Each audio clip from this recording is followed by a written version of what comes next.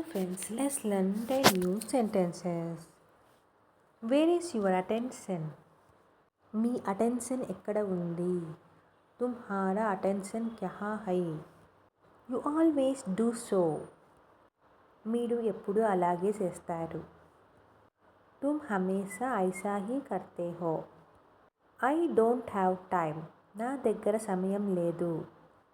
Mere pass సమయ్ Nahi high. Did you here? మీరు విన్నారా? క్యా తుమ్నే సునా నహీ? Sit quietly.